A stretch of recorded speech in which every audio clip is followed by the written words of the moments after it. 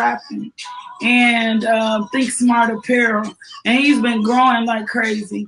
And wow. I interviewed him last year just talking about it because he talks about the legal hustle and not being in a position of doing anything illegal, and how he wanted to leave legacy and inheritance for everybody he was connected to. So that was really, really cool. Wow.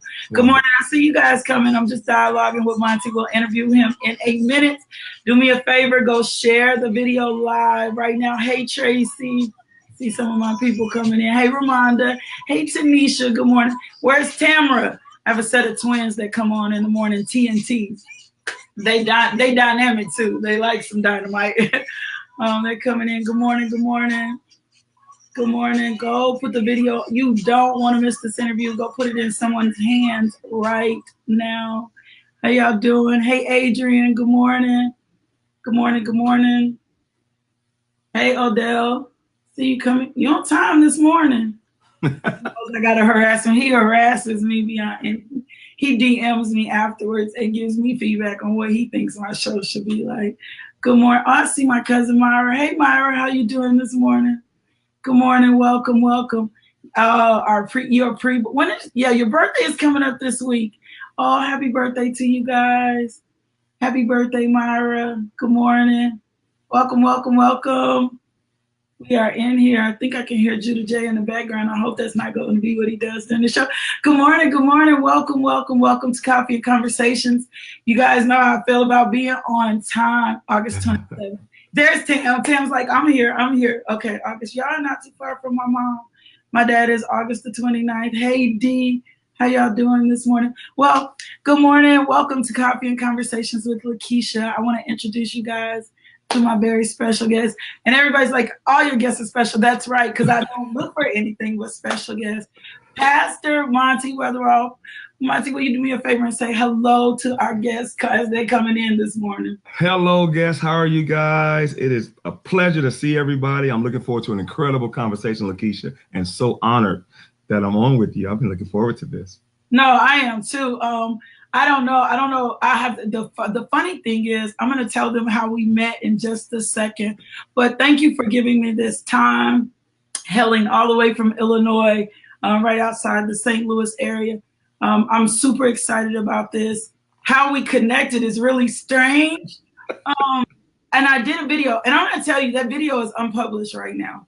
And the only reason that the video is unpublished is because after you and I interviewed, it was starting to get controversial. And I'm like, this is not what this video is about. And women were hitting me up. And so are you saying I'm not, because I want to be a girlfriend right now, I'm not wife material? And I'm like, I'm not saying any of that. I was personally from I know, is that not crazy? I was personally speaking from my own life, saying, don't step to me if you're not ready to get married, because this journey that I'm on is, and I may release the video later because the video got crazy, but I just was like, that was not to mention. And then I know somebody shared the video with you, and then we just kind of went from there. And that's actually, and I want to talk about that because, you know, LaKisha, you really changed the whole trajectory of how I do Relationship Monday. Oh, The video was sent to me, and of course I reached out to you. I wanted to have you on because it was such a hot topic. And I inboxed you and said, okay, Queen, you know, I'm not going to be nasty about it, but I may disagree a little bit. And so when I had you on the show, you came in and just being LaKisha, doing what you've been anointed to do, right? And so I was so busy disagreeing with you. And then when we got off, I called a buddy of mine and my wife. We always look at the look backs at the show. So I called my buddy. I'm like, yeah, man. And when I said this here, and she said that, and this was crazy to me, and that was crazy to me. And then we talked about 10 or 15 minutes. And then about 15 minutes into the conversation, I said, but when she said this, I agree with that. And when she said loving without conditions, I agree with that. And when she said this, I agree with that. And I told my buddy, I said, oh my gosh, I was so busy trying to disagree with her. Yeah, I wasn't listening to the content that she was giving and the jewels of wisdom that she was giving. And I said, never again would I ever bring a guest on to disagree with them. I won't be the antagonist. I'm going to bring them on whether we agree or not. Unless they say something like Jesus is not Lord. Yeah, then we don't fight. You know, but if they give an opinion that I can't clearly see, I'm inviting them to give what God has given them for my audience. I want to thank you for just changing the whole trajectory of how we do Relationship Monday. Thank you for that. I think Relationship Mondays is awesome. And so we're going to talk about that in just a second. So I want to start this way. And this is how I start with all my guests. I want to ask you this. Tell me, who is Monty Weatherall? Monty Weatherall is, first of all, a believer in Christ, a born-again believer. Before I say anything else, I love Jesus. Jesus became real to me more than my mama's faith and my daddy's faith. When I was 15 years old, I got born again. And first and foremost, I love the Lord. I love the word. Secondly, I am a husband of the love of my life. This woman, God could not have blessed me with a more perfect human being for me. She's the best human being I know. I'm a father, a grandfather. Yes. I'm a pastor of sheep that I love to serve. I love people. Yes. Most of all, I'm a man of God who loves to help people. I exist to just help people. And I love doing that. That's who I am. Let me tell you something significant in how you describe things. I look at words and how we talk. My background is in speech communication and theater and drama. And so a lot of times when people are talking to me, I look at order of speech, rate, tonation, how they project. That was really big. Your order was your relationship with Christ first. And then about being a husband, because those are not just roles, those also describe our makeup. So how you just described that for me was really big, because that let me know those are the things that are first in your heart. And if we can find a man who has a husband being up in there after Christ, that's really a big deal. So thank you for giving that witness to me. Yes. Especially for those of us who are single and who may have not necessarily had the best example of what husbands or fathers are the things that they should say. My uncle is my dad, but my uncle is closest to me here in Little Rock, and I texted him the other day and I said, thank you for being an example of what my standard is for when someone comes to my table. So what I've been watching you, and I'm gonna say the same thing to you. Thank you for being a standard. Thank you for being a standard. Thank you for setting the standard and the example of what we should look for in kingdom men. Yes. I appreciate that, because I'm watching you love on your wife from a distance. We've been in conversation before, and you're like, okay, I got to go tend to my queen. I got to go have dinner with her. And I just appreciate you for being that standard and that example. We need to see that in kingdom. We need to see that. Well, Queen, this is what I always say. You know, my wife waited 38 years to get married. Oh, wow. Oh, that's big. Oh, that's big. And she waited. And I said to myself, you know, she could have married anybody, but the Lord saved her from me. My job, my responsibility, and I tell her this every day, is to wake up every day and make sure she doesn't regret turning down the guy she turned down, and that she don't have to say, I waited this long for this. I want to make it. We wake up every morning. Good morning, honey, with a smile on our face. I want every day to be like the kingdom of God on earth for her. And I make sure. We've only had one argument in all the years of dating and marriage. Oh, that's my next question. How long have you guys been married? We've been married 4.5 years now. Okay. So I've been married before. Because y'all dated long, didn't you? We dated a long time. Absolutely. You hit it on the head. We dated, I think, 1 month short of 3 years. Okay. And, because I had some stuff I was working on. I was married 14 years. Yeah. Because I knew she was the one within the first 3-4 months. She was definitely wife material, but I was broken in a lot of areas. I know we're going to get into some of that. Yeah. And I had to make sure that I was ready for this awesome responsibility. A woman to wait that long to get married. Yes. I want to make sure she never regretted that. And I don't believe she has. Oh, no, that's big. And by your smile, I see that you haven't either. You said something important there. And you knew within 3 to 4 months. And a good male friend of mine told me that as well. Yeah. He said most men know when a woman is in their presence, whether she is a person he could marry, and that you guys kind of make decisions in your head. And this is somebody I can just date. This is definitely somebody that is wife material, or that I could consider being a wife. What is inside you that triggers those or brings that about? Well, for me, it's what I look for. You know, I had a list like everyone else, yes. But I thought I had a mature list. One of the things, she had to love Christ. Yes. You know, she had to love Christ. I had a mature, realistic list. She had to love Christ. And the other thing, what drew me to Kim is absolutely gorgeous. She's beautiful, right? But when she came to the Bible study that I was teaching, she wasn't a member of the church, because I told the church, I stood up when I was single and said, hey, I don't date daughters. So if you're here to date me, you don't have a shot. There are three. Come on, that's important. And I said there are 3 million women in the St. Louis Midwest area. God will send me one. That's my wife. And so somebody brought her, not to hook up with me. What I noticed about Kim first was her relational maturity. And that's what I was looking for. I was looking for someone that was mature in the area of relationships. Yes. And so the more we talked, the more I saw how she loved God and how relationally mature she was. That just spoke to something on the inside of me. And the other thing is, she's the most non-judgmental person I've ever met. Oh, that's big. And I said, wow, I found her. And I told her when we were first dating, I said, look, I made a vow, since I got to be celibate, I'm a Christian pastor. Yes. I'm going to date multiple people because I've been married 14 years. I don't know what I like. That's big. You don't when you've been married before. Right. And I don't know what I like. And I got married really young. Yes. And so she was like, okay, I'm fine with that. But within 4 conversations, I knew I'm on to something. Within 3 months, I knew this is my wife. Absolutely. Yeah. Something. And so it's definitely, but it's some things that you said, a maturity list, something from a mature place. When I first had, before my husband, my list, I'm not kidding.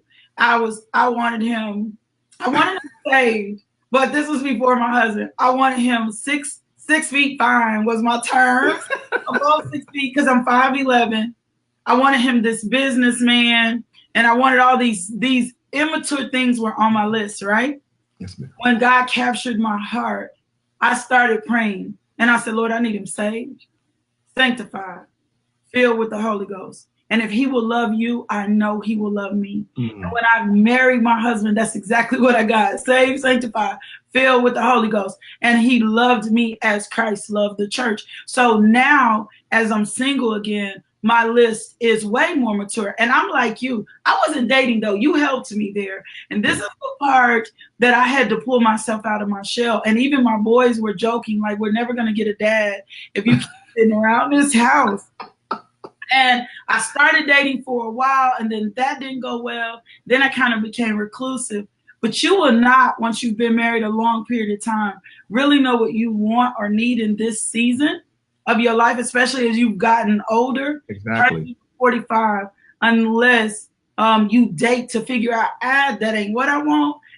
This is what I want. So my list keeps getting revamped. It keeps changing. Right. Getting edited, and it keeps becoming more and more and more mature. Yeah, I mean, and that's it. I enjoyed the dating process. I mean, and it really let me know what I wanted, you know, and it really helped me in the long run. No, that's good. So how many children do you have? We have one daughter, Morgan. She's 20 years old, and I'm also a grandfather to Camiliana. So yeah. It's nothing like being a grandparent. I have 4 grandsons. Man, they rock my world. They can call me about anything. I'm like, what you need? What do you want? Right. That's really, really good. So I want to get more into the meat of who Monty is. I definitely want to talk. We're going to talk about some real issues in a minute. But I want to talk about this relationship coaching thing. How did you get involved? Like, what made you say, you know what? And I know it's the call, but what made you say, you know what? This is for me. You have a relationship Mondays, never seen Monty's Relationship Monday. You need to get connected. You need to get involved. That I love Relationship Mondays, and one of the reasons why is it just tends to bring out the best. That's what I feel like. The best, the worst. It makes you look at things from a different perspective. Relationship Monday allows you to see. I feel like relationship coaching is important and necessary because so many of us are jacked up and we don't even realize we don't know how to have healthy relationships. What made you knew this was something you need to be involved in? Well, I go back to college. When I was in college, undergrad school at McKendree University, my mentor, Tom Smith, he's also was an instructor for me in college. He actually said, Monty, I met him in a biblical counseling class, pastoral counseling class. He says, Monty, I really believe your oil flows in the area of pastoral counseling. He says, have you thought about, instead of becoming a pastor, just becoming a Christian counselor? And I told him, I says, no, because I know God has called me to pastor. And I was young. Maybe I should have listened to him looking back. Anyway, no, but the church is doing well. Just kidding. No. But he said the oil flows in counseling. And so when I started pastoring, naturally I was a counselor, and I spent a lot of hours in my early days of pastoring counseling a lot of couples. My oil just flows in the area, just naturally flow. And I think I was really born that way. I was the kid growing up. And I know we're going to get into this, but because of my past abuse, I was shy. I wasn't confident in myself. So I wasn't bold enough to talk to girls, but I was the girls' counselor. So I was helping them through relationships. I was too timid and afraid to ask them out, but I helped them with all their relationships. And so God really he was even grooming me then.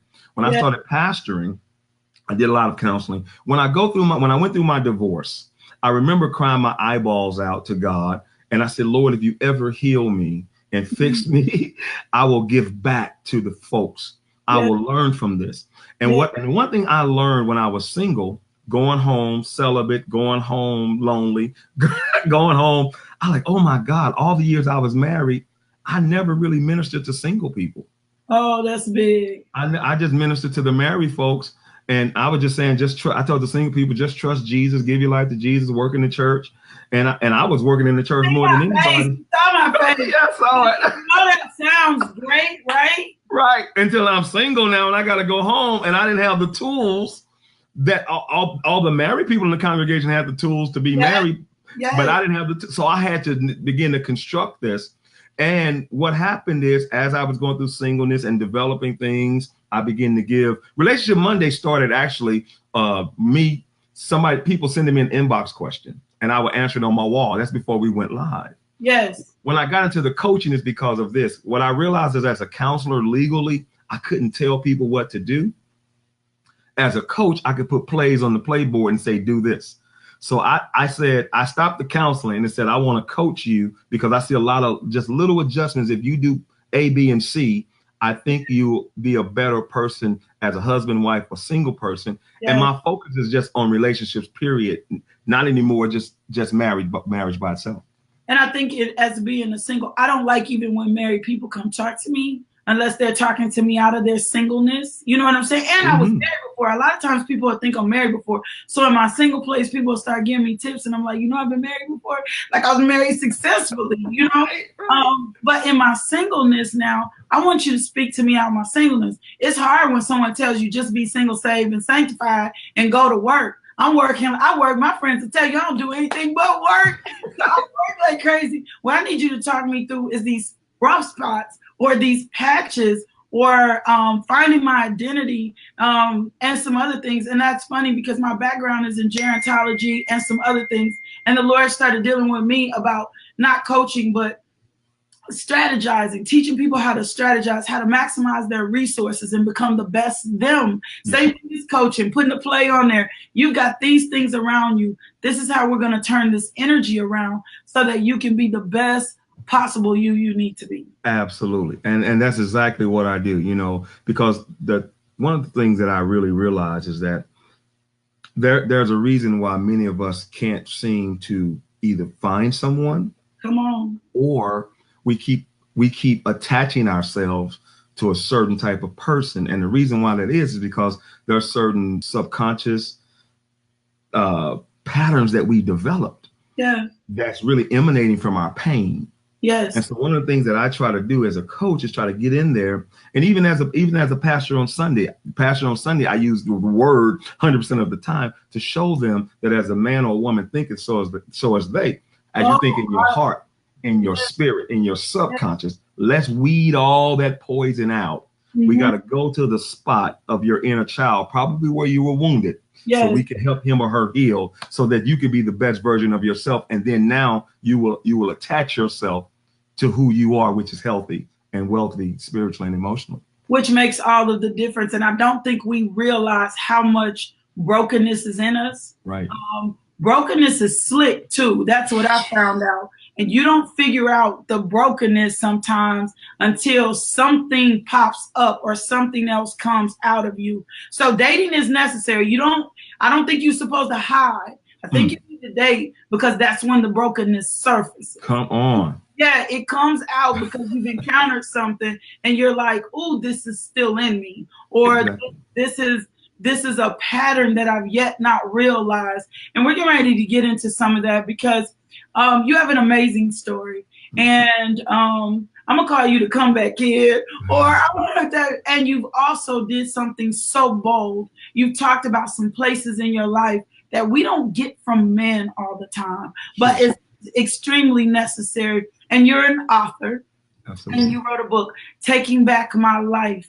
And this book, I need to get into the meat of the book. I was reading, I was like, okay, I got to sit down and read it. But I know that this book talks about forgiveness, healing, negative thought patterns, and it deals with sexual abuse.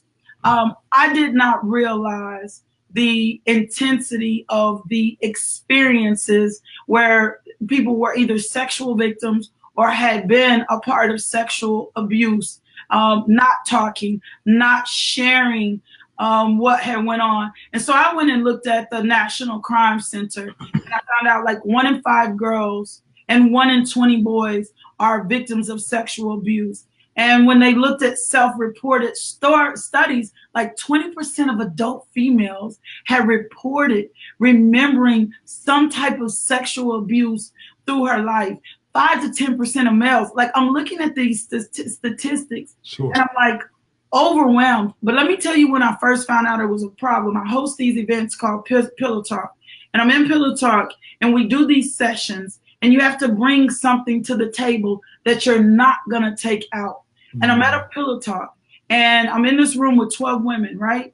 Yeah. And I think about 6 of the 12 reported some type of sexual victimization, reported some type. That was half of the group that was in there talking to me about sexual abuse. And I was in an abusive relationship in adulthood where there were some things in which I was a sexual victim, but these were stories from their youth, their childhood. And it's like, oh my gosh, over the course of the lifetime, 28% of our youth have experienced some kind of sexual victimization.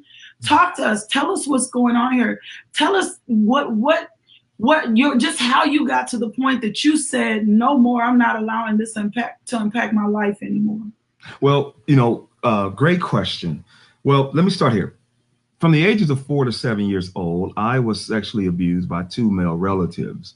One was on one side of the family and the other was on the other side of the family. I went to the second person to tell on the first person because the first person said, if I tell my parents, he will kill me, hurt them.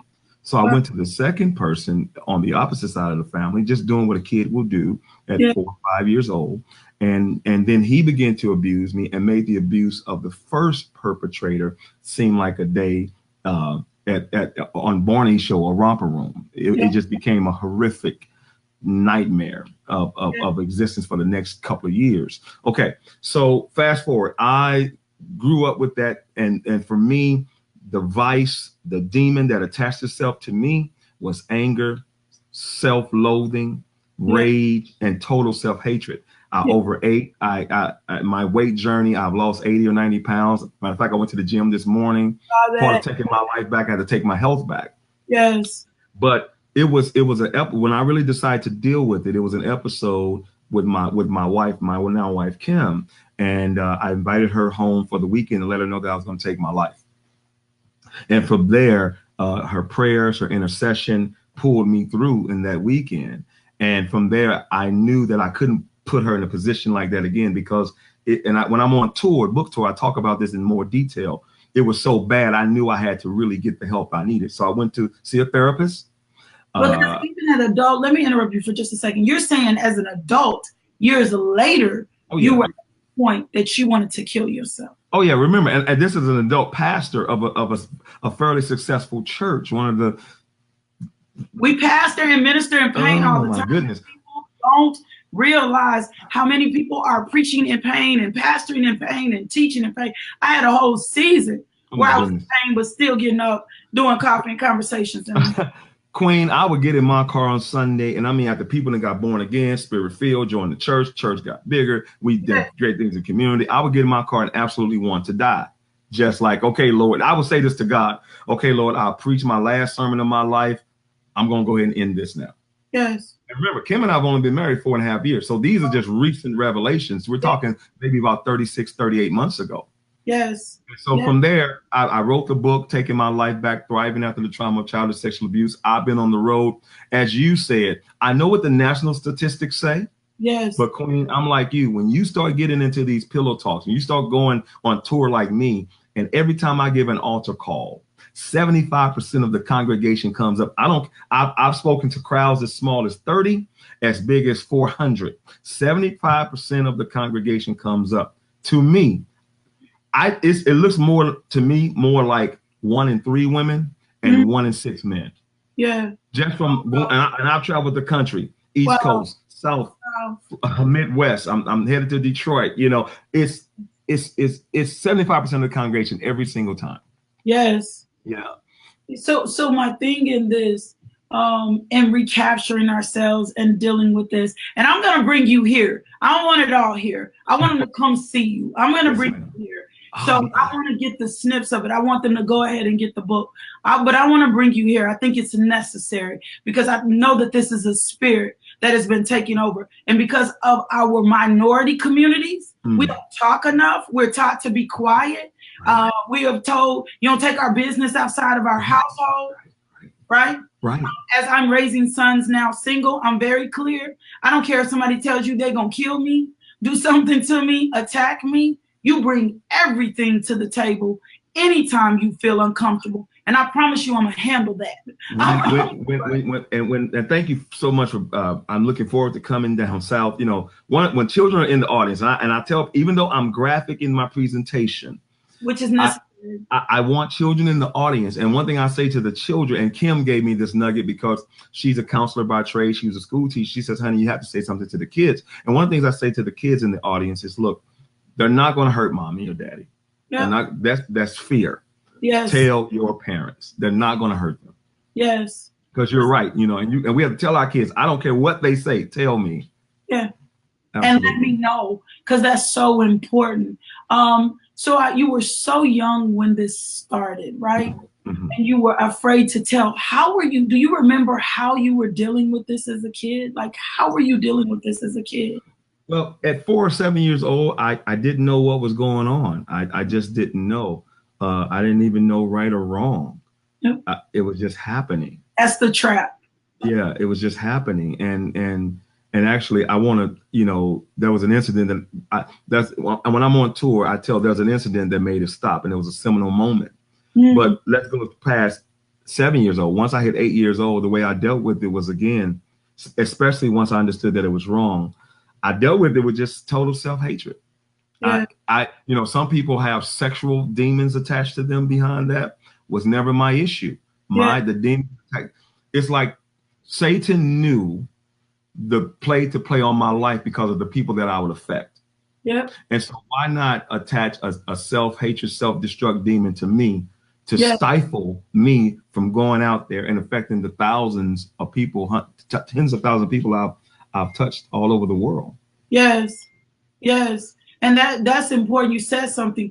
The trauma we experience, the things we go through, is so funny. I have some introvert tendencies, and I was talking to somebody the other day, and they were like, when I first met you, I thought you were disinterested. I thought you was a little bougie. And I said, no, I'm great speaking publicly. I'm great on here. I'm great teaching. It's when you put me in small, intimate settings and I have to network, the introvert surfaces. And I asked the Lord, I said, I need you to show me what this came from. And he said, it came from every point that you thought you were rejected.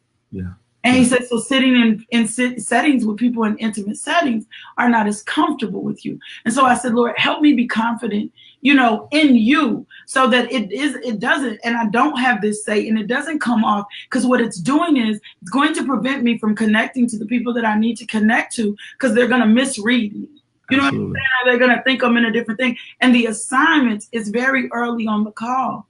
at 4, at 7, at 3, at 2, from the time Jeremiah 1 and 5 that you're formed and given birth, and God proclaims this is what you're going to be to the world. The assignment comes so early, and if the enemy can get you to abort your mission, your dream, your call, or whatever, he's winning, and then you get attached to all these destructive behaviors. You were over 300 pounds. Like, oh yeah. What was it just consuming food? What was food for you in this? Food was my comfort. It was my best friend. I wrote, you know, I was a gospel rapper, and again, the book talks about all these different things. Oh yeah, I haven't gotten to. That's funny. We'll have to talk. So the book talks about that, and one of the things, one of the lyrics that I wrote on this song called "Conflict," because I was writing has always been a way for me, therapeutic for me. I love to write, you know, and one of the lines that I write in one of the songs called "Conflict" is, I'm eating Big Macs and chips and so much candy. I pledge allegiance to this food because it understands me. You know, I felt like food didn't argue with me. I felt like food didn't tell me I was fat. Food didn't make me feel bad about myself. Yes. And I felt like it was the one thing I could control. Yes. And really, which is crazy because I was out of control. But you felt like you could control. But I felt like I could control it. I could control when I ate it. I could control how much I wanted, and so it became an emotional trigger. And even to this day, even with deliverance and everything, you know, I have to now play new tapes in my head that hey, we're not attached to that demon anymore. Yeah. We are whom the Son makes free is free indeed. So, but if I don't do that, when a stressor happens at church or something like that, the first thing is abandon your discipline. And I have to remind myself, no, I'm a new creation. No, we're gonna stay on course here. Monty, that's powerful, because that's exactly what it tells you to do. Whatever you've been working on, break. That's why I'm so intense about my patterns. Like, I have a certain time I don't start accepting phone calls afterwards. Till I've built myself up spiritually, till I've worked out, till I've done everything that I need to do for me. I don't even want to talk to anybody till I've taken my bath in a pool of Siloam in the morning. Like, I have a whole ritual that is necessary for me, so that I don't get into those thought patterns or those ways. Queen, I'm the same way. People that know me say, man, Monty has a pattern. I mean, I get up every morning, 4:30, boom, and everything starts there. From meditation to word time to prayer time to working out. Now I'm ready because I know I have to. See, people think that mind renewal is a one-time thing. Mind renewal is a lifetime. You have to spend a lifetime renewing your mind because one thing you said, even as a child, this whole rejection thing, you were conditioned for that. Yes. The attack started on me even before that. I tell people all the time, sexual abuse is just what I chose to write about. But this whole attack on my destiny started probably as early as 2 years old. Wow. And so then you being educated in the secular system, you have to every day renew your mind to who you are in God and what God has for you. I love the fact that you have these patterns, because that's what that types of discipline is what it takes for that whole process of mind renewal. Yeah, that's good. You said something, and we're talking about mind renewal. And if you're just logging on the end, this is my special guest, Monty Weatherall. And patterns, negative thought patterns. I will see people all the time who don't even realize that they're in negative thought patterns, who aren't even conscious of their speech, who aren't even conscious of what they're saying. One of my very good friends, we were talking the other day, and anytime one of her kids would walk in the room, she'll always say what's wrong. And I said to her, I need you to do me a favor. When you're talking, when they come in, don't ask what's wrong. Yeah. Ask what do they need. Yeah. Or ask what's going on. But what's wrong always assumes there's a problem. And she went, I never thought of it that way. I said, because we've been in negative thought patterns for so long, we don't even so how in coaching do you teach someone to recognize their negative, to recognize those negative thought patterns? Because a lot of people don't even recognize those negative thought patterns. Lesson number one, Queen LaKisha, is this: is whether I'm coaching them or pastoring people that I love to serve, you have to understand Proverbs 18:21. Death and life is in the power of the tongue. Yes. You have to understand that that words, Jesus says, and and forgive me if I'm giving too much scripture. Oh, no, you're fine. You're fine on here. We can go either way. It works for me. Jesus says, the words that I speak to you, they are spirit and they are life. Yes. Our words are spirit and they are life and they are real. And first I say you have to reconcile this, that words aren't just sound. Yes. Words weren't just given to us just to communicate. Words were given to us to create. Yes. And if you understand that words is given to us to create, then you have to understand that you have a responsibility to guard them, to watch them. Yes. I mean, little things. And I tell them, I said, you got to guard little things because it's like what you said was so powerful. I'm going to take that with me to everybody. Even when you start saying things like what's wrong, you're turning on a switch. I say even little things like my feet are killing me, or if it wasn't for bad luck, I wouldn't have luck at all. These are things that we're saying, and we're training our spirit not to believe our words, even the positive words. Yes. And so I start with that lesson right there. You have to realize you're not just speaking sounds. You are communicating with the spirit world. Yes. And you're giving the spirit world, the devil, ammunition to come against you, and your words are creative. I start right there. I don't say anything that I don't want to come to pass. I am huge. I'll be quiet for a whole day. I won't say nothing if I can't. And my wife will tell you, I'll come in here and say, honey, I'll talk to you tomorrow because my mouth is not disciplined right now. You have got to be my brother in the spirit, because I'm the exact same way. I'll shut down and people are like, why are you so quiet? And I'm like, because I don't want to release anything. And I know I ain't right now. So it's better. I'll lay in my prayer closet all day. It's better for me just to lay in my closet, not say absolutely thing. Right. His mouth lines up with what the word says until I can capture those thoughts. I am very big on your spirit drives your energy. And people will come see me and they'll be like, why is your energy so high? Or why are you so high functioning? Well, your spirit drives your energy, and whatever you've allowed in your energy is going to drive your energy. But I also think that's significant in attracting relationships. If in your energy is a little looseness, I'm going to use those words. You draw people. What someone told me changed how I viewed and how I handled myself as a woman, because I was rough, because I started having sex early. And I'm switching the gear a little bit here, but that energy attracts and draws. And one of my friends came to me and he said something to me. He said, I want to tell you something. He said, whatever bait you put out there, you're going to attract. He said, so you keep fussing and telling me you catching these sharks, but you must have some shark bait out there. If you don't want a shark no more, stop putting shark bait out there, LaKisha. Stop carrying yourself in a certain manner. And it's shifted. And I think that applies to so many areas in my life. And it made me starting to think about how I carried myself as a woman. The unseen world is the more real world, period. Yep. We're going to connect to folks that are like us. I had and I believe the reason why I was able to meet Kim and attract Kim and then attain Kim and commit to Kim, because she was unlike anyone that I had ever dated before. Yes. Because I realized that I don't care if the person, if it was thick, thin, light skin, dark skin, whatever. I mean, I met people from different parts of the country, but they were all the same person. Yes. And there are people out here right now, they're saying, how do I end up with this type of person? Because you are dating yourself. When we are with people, yes, your friends, let's go beyond romantic, platonic friendships.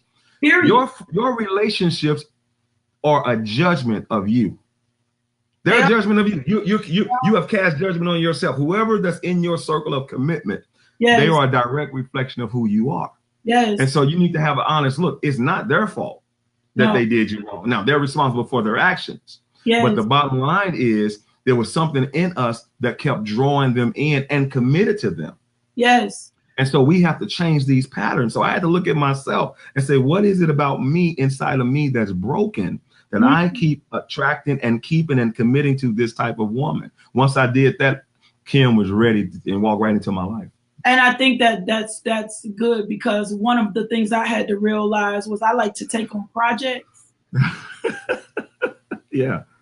Yeah. And when the Lord started dealing with me with no projects, I'm not going to send someone to you. I was so broken when my husband got me. I thought my just due, and I'm not saying we don't pay anything for it, was I was going to have a broken person. And the Lord started reminding me, you went through way too much and sacrifice. I'm going to send somebody actually to help heal you even further, because that's what happens. I'm going to say it's that season in your life. But I thought I needed projects, and I was attracting project type energy, people with so many mental, social, and whatever issues. And I had to catch myself and say, let me make sure that people understand, yeah, I'm strong, but when I connect to him, you know what I'm saying? Sure. We don't compliment. It's something else that needs to go on in here. And so I focused on my wholeness. The same with me, Queen. I had to realize I was attracting projects or severely broken women, because what I was trying to fix was a pattern of what I saw of every woman in my life growing up did wrong. I wanted to be the hero. I wanted to be the one man that I saw in my circle, that, you know, that would treat women right. Even my uncles were players. And so women in my life as a kid were getting dogged out, were getting done wrong. All of a sudden, I was going to be the captain, save a woman, and try to fix that, right? And so I will find these folks who were severely broken trying to right wrongs of the women who were influential in my life. Yep, and it doesn't work, and it's not healthy. Especially when you got a man that was a boy and man that was broken himself. And so I was enjoying that energy as well. Yeah, and I learned in my dating process, and now I'm dating, I call holy. I'm holy and holy. I'm dating from a whole place and holy, and I'm having so much fun. Like, it's so much fun now. There's no pressure there. My thing with celibacy comes to the table when I feel like it, right? But it's what I represent. And if the pressure seems on, I say, let me let you know who you're dealing with, you know, right here. This is just kind of where I am in life. But I'm dating from such a good perspective, and I get to kind of determine how this goes and how I want to see this and what's in my space. And when it gets too crazy, I'm like, let me pull back. But that, I think, comes from also not being rushed. And I think things in society have us so rushed now. And I'm going to tell you something I took from our interview, because you were saying, I don't know if we were talking about time, right? And you were like, I don't know. And I was like, no, you know it, and you do know it. But what I do know, because my husband and I were married within 4 months, but we also had several years of friendship. But I'm telling you right now, I move turtle slow. I don't care if I sense something. I want to move turtle slow. I want to at least spend some months, some time, a year or so dating, flushing this out, getting in perspective, unless I see some good, divine burning bush and the Lord is like, no, y'all gonna go ahead and do this now. I want to figure the person out, spend time becoming their friend, getting to know them, understanding how they function, because we can interpret and assume anything and it may not be right. Queen, this is my rule of thumb is this, and I say, you know, you have to date. I would recommend dating someone for a year before you pop the question, because here's the thing, it's seasonal. I want to use your words because I think it's a great word. The energy that a person brings to the table in the spring is different in the winter, and it's a different energy in the summer, and there's a different energy in the autumn. Yes. You know, my wife had to understand emotionally. I'm a little more melancholy in the winter. It's cold. Yeah. I'm a little just a bit slower. Yeah. And we had to be cognizant of that, right? Yeah. And so she actually saw the cycle, as you know now, a couple of times. And I think that's why we ought to take our time, at least a year, so you can see them in the different seasons, so you can make a judgment. Even when you know this is the person, but at least you can make a judgment when you stand at the altar and say, okay, I've seen them. I can handle all of that. Yeah, and that's something I can handle and walk to the table with divinely and without any problem. And I think that's so important. But I want to loop right back and talking about this dating process. I brought it up for a reason, as we were talking about sexual abuse. What would you say to a person who has been sexually abused in this dating process about their wholeness before they move on, or about bringing that as an issue before their mates? Because if you get involved with someone and that doesn't come out until later, that can impact your relationship, especially if you're sexually dysfunctional and married. Sexual dysfunction and marriage just don't go hand in hand. So what would you say what would be your advice to the person who has been sexually abused, who's dating? Well, first of all, I would say make a decision today that you're going to be healed. Good. Okay. You got to make a decision. A lot of people know they've been sexually abused. Yes. They acknowledge it, but they haven't made a decision to be healed. Yes. Jesus asked that man at the pool of Bethesda an important question: do you want to be made whole? Yes. Now he started giving all excuses of why. No. Do you want to be made whole? I ain't ask you why you went at the pool. Yes. Do you want to be? And you have to make a decision, because sometimes what happens is, forgive me, even though we acknowledge that we've had sexual abuse in our life, we make decisions to stay in the victimhood, because some of us like telling the story.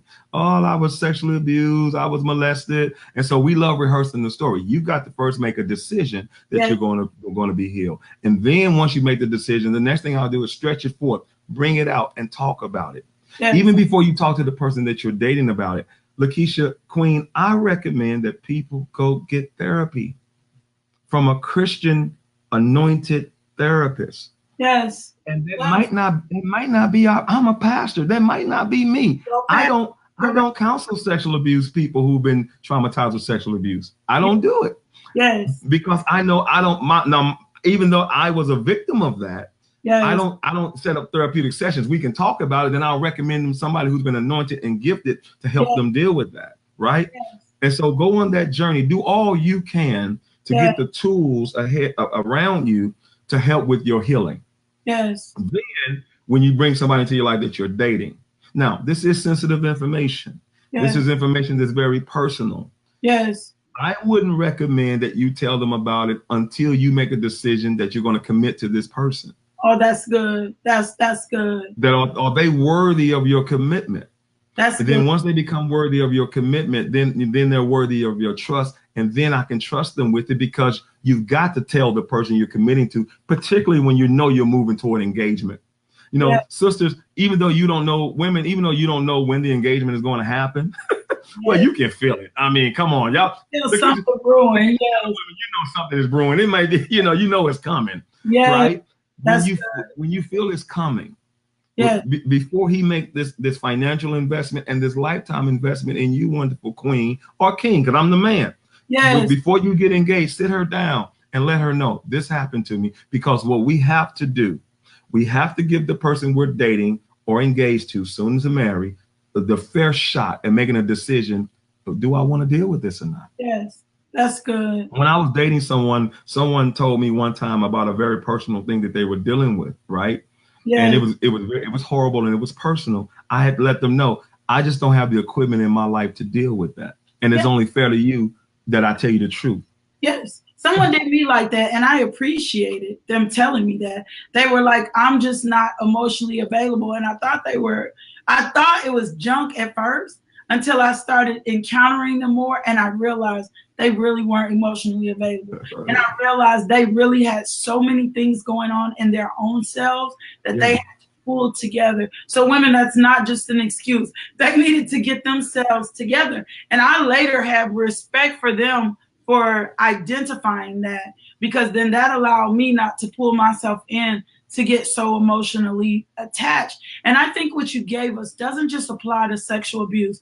It comes to the place of anybody that needs to evaluate themselves, who's divorced, who's found themselves in a series of bad relationships, who aren't where they are. Somebody inboxed me yesterday and said, I need to know something.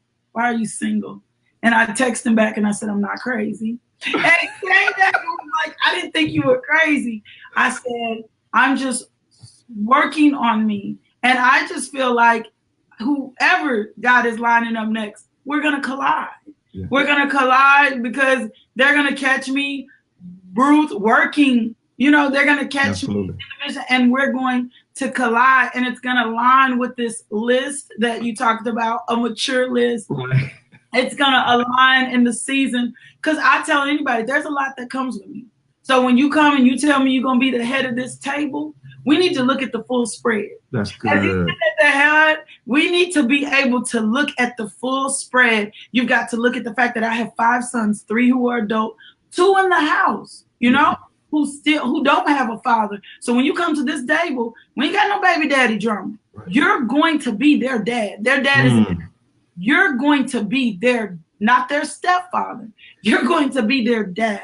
Then I have ministry. Then I have businesses, you know? And so my spread at the table, when you talk to me about sitting at my table, I'm going to tell you, I'm ready. I want you to be the head of the table. But you need to look at this spread, because you're going to add, if you think about kingdom, and when the king sits at the table, there's always this spread. You're going to have a spread to this that's going to make our table full. So we need to put this at the table and look at this and all what's on my side of the spread at this table. And everything isn't 100% healthy, but I'm going to give you the best low fat. I'm going to give you best low fat as I can. That's a good way to say it. You know, when I have couples and we're getting ready to perform the ceremony, and I have the honor of taking them through marriage counseling, I asked them 3 times through the marriage counseling process, is there anything that this person needs to know that you haven't told them before, or you guys haven't dealt with before we walk down the aisle and make these vows? Because it'll be totally unfair to that person if you haven't given them a fair opportunity to make a decision. And sometimes we don't do that because of fear. We don't, and I think one of the, I'm going to use a negative word here, I think one of the most ridiculous things I think people do, if you're dating somebody and you want to marry somebody, how can you not tell them about yourself for fear of how they're going to judge you? Yes. If you're with someone that you can't be your 100% self with, this is certainly not a person you should be marrying. Yep. Like, that's my whole thing. I need you to know I'm made up today, but I'm telling you, Monday through Friday, I'm going to be in leggings and t-shirts. I'm not going to even play and pretend. I will dress up for you. But that's right. But you know what I wake up, what I look like when I wake up. And if I can't present that rawness to you, then we shouldn't be together. Right. Because you and I both know that is those moments is where it gets intense in marriage. There has to be a rawness and a transparency where I'm able to come to you and say whatever.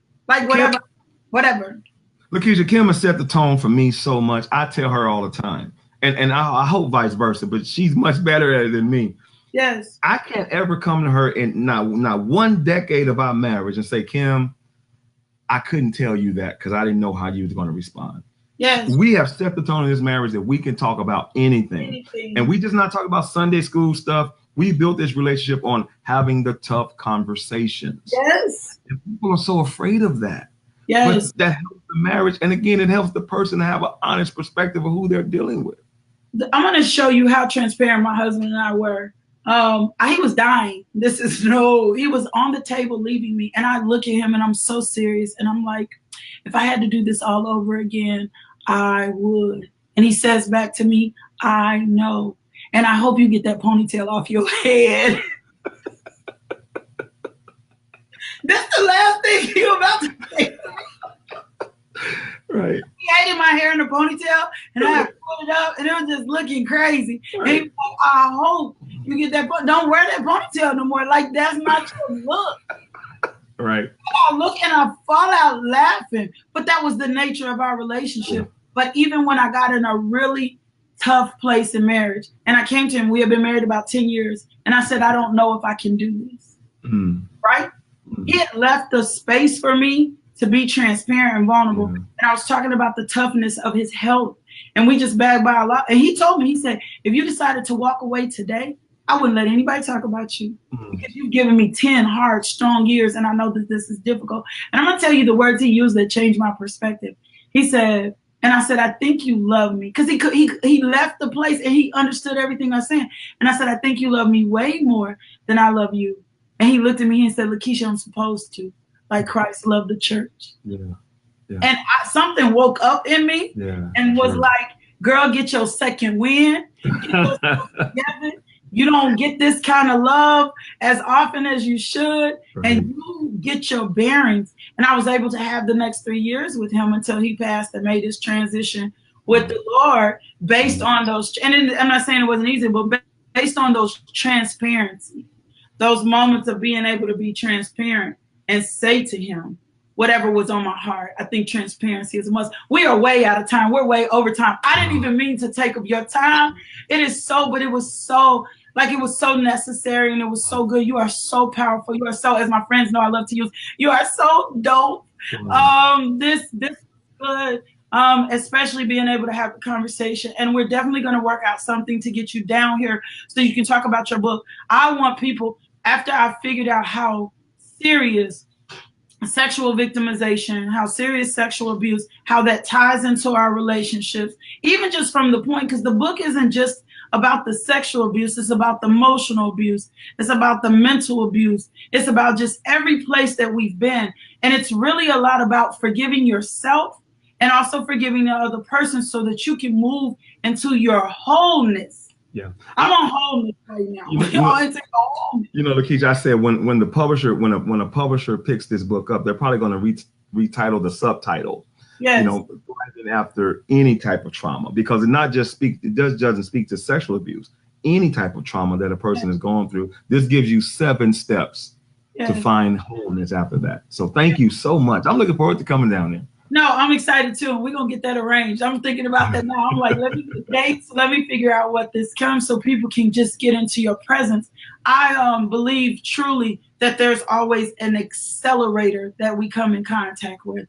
And when we are anytime we're in a broken place or anytime we're in a particular place, we come in contact with someone and it accelerates. Like it's like giving gas and they give us the momentum that we need to move into the next season in our broken places. That's why I tell people all the time, and I don't want to pay to be coached, or I don't want to, and it's like, no, if you're going to spend, I'm big about my nails and my feet, if you're going to spend $65 on your hands and feet because you want to look good, you spend $25, $35, $40, $50, $75 because you want to feel better. And sometimes we don't know how to get ourselves out of the rut and sewing into a person's gifts or talents or not. So for those of you, this is, somebody said, Bon Talley, one of my frequents, said he really appreciates you, Pastor Weatherall. Steve Wright is on here. Thank you, guys.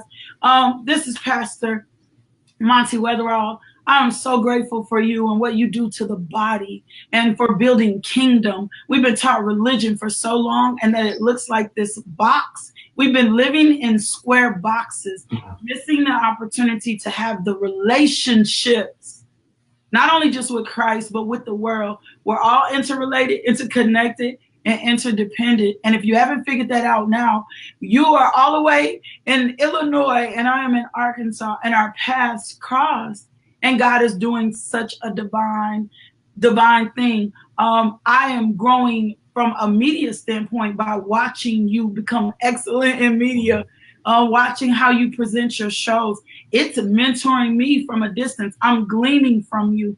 That's how we're supposed to be connected, but that also comes from, for me, you having humility. For you to share what you shared at the beginning of the show lets me know your heart is right before God, that it brought you in a place saying, nope, I'm not going to ever do this again because I want to give everybody a fair chance. Here is how you get connected to Pastor Weatherall at Monty Weatherall, montyweatherall@gmail.com. You can purchase a signed copy of his book today, Taking My Life Back, Thriving After the Trauma of Childhood Sexual Abuse. montyweatherall.me is the website. What you don't want to do is miss out on this man. He has so much insight. Relationship Mondays. Tell us about that before we get out of here. Great show. Relationship Monday it airs every Monday from 7:30 p.m. to 8:30 p.m. Central Standard Time. This Monday, we have 2 excellent men that are going to talk about 5 legacies that fathers can leave for their children. Ooh. And we're going to, because a lot of us aren't relationally equipped because we're getting one beautiful half of the coin from the mother, but we don't get that half from the father. And we're going to talk about the legacies that every father should leave the children. I think that's so important. And I want to I'll make sure I share that video or tag me into it, send it so I can make sure that I get that video out there. Absolutely. The word says we're to lay up an inheritance for our children's children. And a lot of time we think inheritance of only monetary things, and we're not looking at the legacy. I tell my sons all the time their father left a strong legacy for them, a strong legacy. So when they're a little out of order, I'm like, revisit the legacy. Revisit what he left, you know? So that you're able to walk into that. Again, my guest, Monty, thank you so much. You guys go follow him, go get connected to him, get your notifications turned on. We'll see you guys back here Monday morning at 5 a.m. for the daily devotional. If you want to find out more information about who I am, LaKishaMJohnson.com. I love you guys so much. Y'all know how I feel about that. And you know what I'm going to tell you? Go be loved today. You need to be the love that Christ is for all of us. It doesn't make sense that we hold or contain this love. So go be loved today. And I'll see you guys back Monday morning at 5 a.m. Peace.